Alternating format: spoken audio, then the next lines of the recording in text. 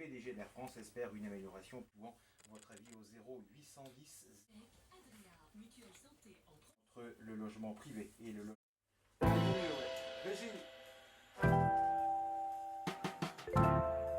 Plusieurs possibilités de le préparer, ce gazpacho. Il y a d'abord une recette dite, entre guillemets, classique, mais après, il faut faire preuve un petit peu d'imaginité, de créativité. Eh oui, le gazpacho, en fait, on est toujours sur de la tomate, mais le gazpacho est une purée, en fait une soupe de légumes crus, mais qu'on va servir froid. Donc il est évident qu'il y a énormément de recettes qu'on puisse faire, entre autres avec les produits bio qui viennent des grilles du jardin de Manon. Et c'est vrai que là, on a de quoi s'éclater et se faire plaisir. Ça peut aller du classique gazpacho de tomates avec un peu de pistou, mais ça c'est la base, ça c'est le classique. Exactement. Donc, comme vous disiez tout à l'heure, Espagne et Portugal, du sud en tout cas. Mais ça peut être aussi pendant la saison des oignons doux, des Cévennes. On peut très bien faire un gazpacho d'oignons doux des Cévennes, auquel on va rajouter un petit caramel de cèpe. Forcément, ça va être très bon. De saison, donc Exactement. Ce qui veut dire que les recettes évoluent au fil des saisons et en fonction des produits que l'on trouve sur les étals des marchés. On est d'accord. Je vous remercie, chef. On rappelle ce qu'est le bio. Peut-être bon de faire une petite piqûre de rappel maintenant. Oui, c'est des fruits et légumes cultivés sans produits chimiques. Ouais. Fruits et légumes en production, ça représente quoi? Qu'est-ce que l'on peut trouver chez vous au jardin de Manon? Une grande diversité, herbes aromatiques, petits fruits rouges, tous les fruits et légumes de plein champ. Oui.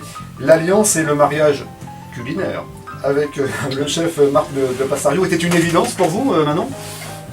Merci Manon. J'essaye de vous détendre parce que vous êtes stressé à un point. Vous voulez un verre d'eau, vous voulez un café, vous voulez quelque chose, je sais pas, un petit fruit, non? Bon.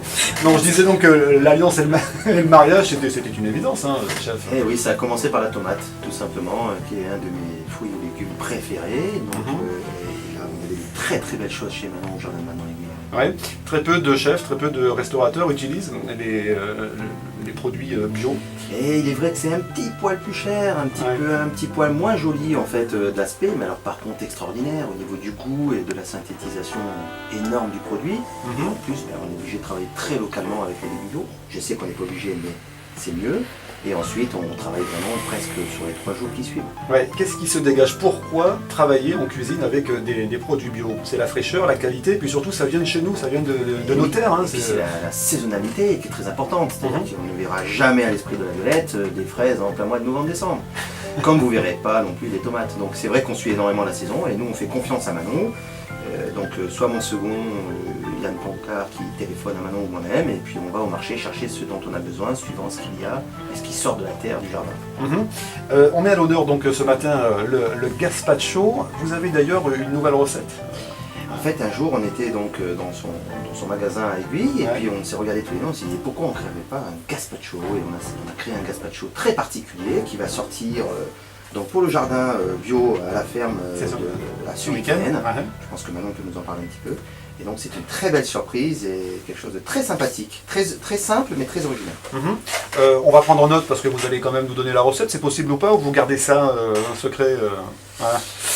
Ah, je sens une réticence de votre part, chef.